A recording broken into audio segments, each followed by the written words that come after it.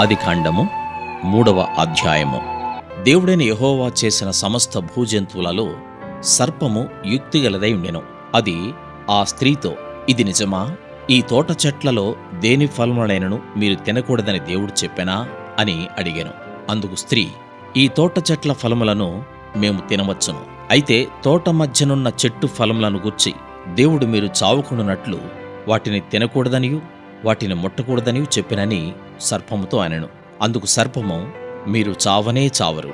ఏలైనగా మీరు వాటిని తిను దినమున మీ కన్నులు తెరవబడుననియూ మీరు మంచి చెడ్డలను ఎరిగినవారై దేవతల వలె ఉందరనియూ దేవునికి తెలియనని స్త్రీతో చెప్పగా, స్త్రీ ఆ వృక్షము ఆహారమునకు మంచిదియు కన్నులకు అందమైనదియు వివేకమిచ్చు రమ్యమైనదియునైనట్టు చూచినప్పుడు ఆమె దాని ఫలములలో కొన్ని తీసుకుని తిని తనతో పాటు తన భర్తకును ఇచ్చెను.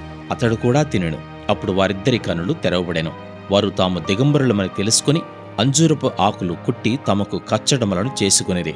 చల్లపూటను ఆదామును అతని భార్యయు తోటలో సంచరించుచున్న దేవుడైన యెహోవా స్వరమును విని దేవుడైన యెహోవా ఎదుటికి రాకుండా తోట చెట్ల మధ్యను దాగుకొనగా, దేవుడైన యెహోవా ఆదామును పిలిచి, నీవు ఎక్కడున్నావనెను. అందుకతడు, నేను తోటలో నీ స్వరము వినినప్పుడు దిగంబరినిగా నుంటిని గనుక భయపడి దాగుకొంటినెను. అందుకాయన, నీవు దిగంబరివని నీకు తెలిపిన వాడెవడు? నీవు తినకూడదని నేను నీకు ఆజ్ఞాపించిన వృక్ష ఫలములు తింటివా అని అడిగెను. అందుకు ఆదాము, నాతో నుండుటకు నీవు నాకిచ్చిన ఈ స్త్రీయే ఆ వృక్ష ఫలములు కొన్ని నాకియ్యగా నేను తింటినెనెను. అప్పుడు దేవుడైన యెహోవా స్త్రీతో, నీవు చేసినది ఏమిటని అడుగగా, స్త్రీ, సర్పము నన్ను మోసపుచ్చినందున తింటినెనెను.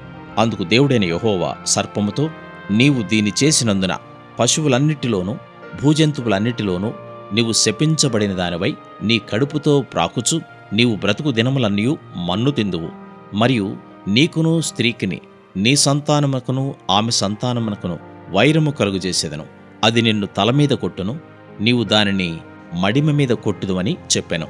ఆయన స్త్రీతో, నీ ప్రయాసమును నీ గర్భవేదనను నేను మిక్కిలి హెచ్చించెదను. వేదనతో పిల్లలను కందువు.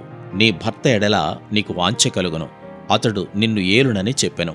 ఆయన ఆదాముతో, నీవు నీ భార్య మాట విని తినవద్దని నేను నీకాజ్ఞాపించిన వృక్ష ఫలములు తింటివి గనుక నీ నిమిత్తము నేల శపింపబడియున్నది.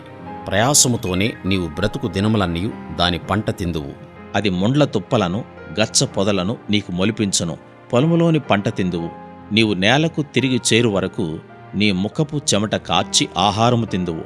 ఏలనగా నేల నుండి నీవు తీయబడితివి, నీవు మన్నే గనుక తిరిగి మన్నయిపోదు అని చెప్పెను. ఆదాము తన భార్యకు హవ్వ అని పేరు పెట్టెను. ఏలైనగా ఆమె జీవము గల ప్రతివానికిని తల్లి. దేవుడైన యెహోవా ఆదామునకును అతని భార్యకును చర్మపు చొక్కాయలను చేయించి వారికి తొడిగించెను. అప్పుడు దేవుడైన యెహోవా, ఇదిగో, మంచి చెడ్డలను ఎరుగునట్లు ఆదాము మనలో ఒకని వంటి వాడాయెను. కాబట్టి అతడు ఒకవేళ తన చెయ్యి చాచి జీవవృక్ష ఫలమును కూడా తీసుకుని తిని నిరంతరము జీవించునేమో అని దేవుడైన యెహోవా అతడు ఏ నేల నుండి తీయబడెనో దాని సేద్యపరచుటకు ఏదెను తోటలో నుండి అతని పంపివేసెను. అప్పుడాయన ఆదామును వెళ్ళగొట్టి ఏదెను తోటకు తూర్పు దిక్కున కెరూబులను, జీవవృక్షమునకు పోవు మార్గమును కాచుటకు ఇటు అటు తిరుగుచున్న ఖడ్గజ్వాలను నిలువబెట్టెను.